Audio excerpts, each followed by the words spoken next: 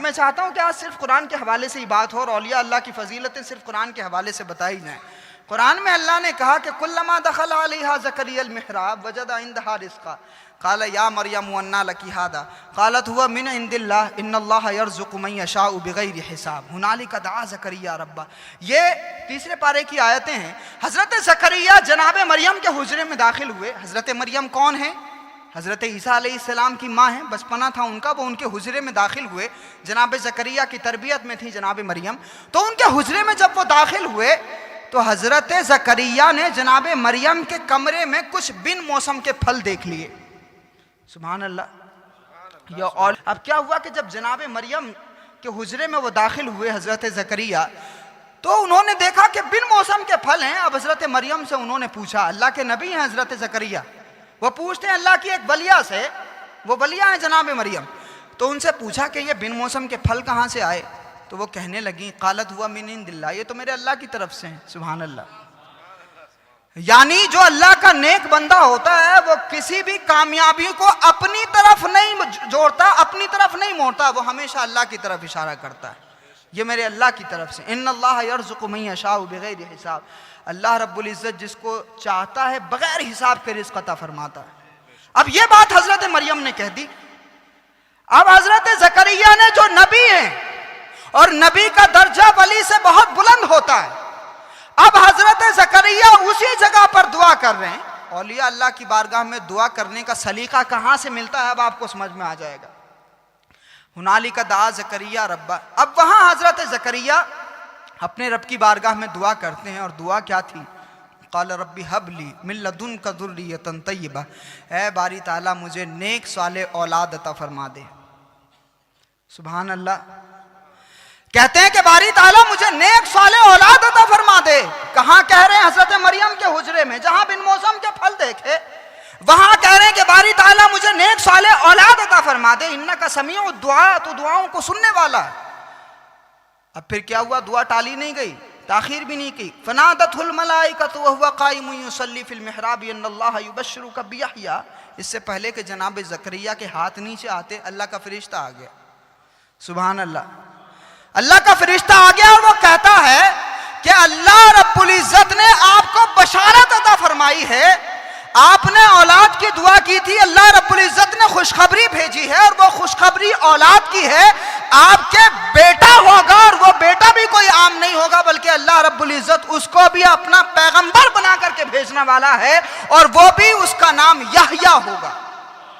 سبحان اللہ، سبحان اللہ، سبحان اللہ۔ اس کا نام یحییٰ ہوگا۔ ہنالک دعا زکریا۔ اب وہاں پر جب حضرت زکریا نے دعا کی تو اللہ رب العزت نے اس دعا کو قبول فرما لیا، اور حضرت یحییٰ کی بشارت ملی۔ تو جب بھی کبھی سوال ہو کہ اولیاء اللہ کی بارگاہ میں دعا مانگنا کہاں سے ثابت ہے، تو کہہ دو کہ جناب زکریا نے حضرت مریم کے حجرے میں دعا کی تھی۔ ہم نے قرآن سے یہی سلیقہ سیکھا ہے کہ نماز بھی ہم اس لیے پڑھتے ہیں کیونکہ نماز میں قرآن کا حکم ہے، اور اولیاء اللہ کی بارگاہ میں دعائیں اس لیے مانگتے ہیں کیونکہ اللہ نے جناب زکریا کی دعا کا ذکر بھی قرآن مجید میں فرمایا ہے۔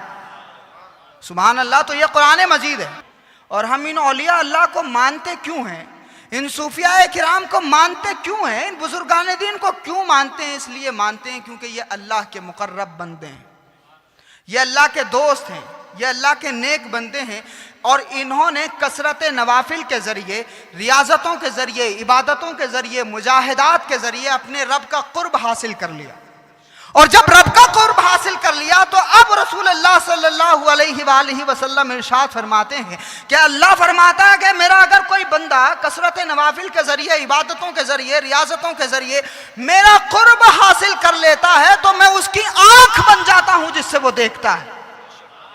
کنت سمعہ الذی یسمع بہ وبصرہ الذی یبصر بہ ویدہ التی یبطش بہا ورجلہ التی یمشی بہا۔ اگر کوئی بندہ نمازوں کے ذریعے، ذکر و اذکار کے ذریعے، عبادتوں کے ذریعے میرا قرب حاصل کر لیتا ہے تو میں اس کے کان بن جاتا ہوں جس سے وہ سنتا ہے، میں اس کی آنکھ بن جاتا ہوں جس سے وہ دیکھتا ہے، میں اس کی زبان بن جاتا ہوں جس سے وہ بولتا ہے، میں اس کے ہاتھ بن جاتا ہوں جس سے وہ پکڑتا ہے، میں اس کے پیر بن جاتا ہوں جس سے وہ چلتا ہے۔ یعنی اسی لیے فرمایا وَاتَّقُوا فِرَاسَةَ الْمُؤْمِنِ فَإِنَّهُ يَنْظُرُ بِنُورِ اللَّهِ کہ مومن کی فراست سے بچو، کیونکہ اس کی جو آنکھیں ہیں وہ صرف آنکھیں نہیں ہیں بلکہ اس کی آنکھوں میں اللہ کا نور ہے۔ اگر یہ غضب کی آنکھیں ڈال دے پورے علاقے جلا دیتا ہے، اگر جمال کی نظر فرما دے تو دلوں میں انقلاب برپا کر دیتا ہے۔ اللہ سبحان اللہ، واہ۔ تو بندہ جب خدا کا قرب حاصل کر لیتا ہے تو اللہ رب العزت اپنے جمال کا رنگ اس پر چڑھا دیتا ہے، اپنے حسن کا رنگ اس بندے پر چڑھا دیتا ہے، اور پھر جب بندہ کسی اللہ کے ولی کو دیکھتا ہے تو اس کے چہرے کو دیکھ کر کہتا ہے سبحان اللہ۔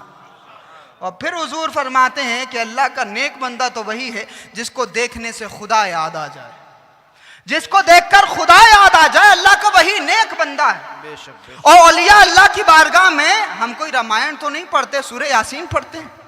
صوفیاء کی بارگاہ میں حاضر ہوتے ہیں ایک عام سا مسلمان بھی، کم سے کم وہ سورہ فاتحہ کی تلاوت ضرور کرتا ہے، سورہ اخلاص کی تلاوت ضرور کرتا ہے۔ ہم قل هو اللہ پڑھتے ہیں جس کو سورہ توحید کہا جاتا ہے، ہم سورہ فاتحہ پڑھتے ہیں جو قرآن مجید کی پہلی سورت ہے، ہر نماز میں پڑھی جاتی ہے، اور ہم اس میں کہتے ہیں کہ اے اللہ ہم تجھی کو اپنا معبود مانتے ہیں اور ہم تجھی سے مدد چاہتے ہیں۔ تو جب بھی ہم صوفیہ کی بارگاہوں میں حاضر ہوتے ہیں تو سورہ توحید یعنی قل هو اللہ کی تلاوت کرتے ہیں، یعنی اولیاء اللہ کی بارگاہ میں حاضری دینے والا ہر مسلمان شرک و بت پرستی کا جنازہ نکالتا ہے سورہ اخلاص پڑھ کر کے، قل هو اللہ شریف پڑھ کر کے، قل هو اللہ احد اللہ الصمد لم یلد ولم یولد ولم یکن لہ کفوا احد۔ ہم یہی تو کہتے ہیں کہ اللہ ایک ہے، ان بزرگوں نے یہی تو سکھایا ہے، اور ان کی بارگاہوں میں آ کر ہم یہی کہتے ہیں اللہ ایک ہے، اللہ الصمد، اللہ بے نیاز ہے۔ ہوتا ہے ہم اسی بات کا اقرار کرتے ہیں، سورہ فاتحہ کی تلاوت کرتے ہیں اسی کو معبود مانتے ہوئے۔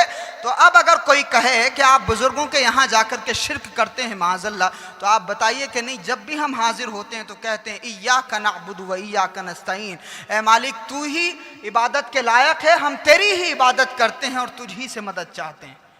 اب یہی فلسفہ ہمارے بزرگوں نے سمجھایا، صوفیاء کرام نے سمجھایا، یہ جو اولیاء اللہ ہیں یہ انبیاء کے جانشین ہیں، اور فرمایا وَمَن يُضْلِلْ فَلَن تَجِدَ لَهُ وَلِيًّا مُرْشِدًا کہ جس کو ہم گمراہ کرتے ہیں اس کو کوئی ولی نہیں ملتا، اس کو کوئی مرشد نہیں ملتا۔ اللہ رب العزت جب کسی کی ہدایت چاہتا ہے تو اس کو مرشد عطا فرماتا ہے، اس کو ولی عطا فرماتا ہے۔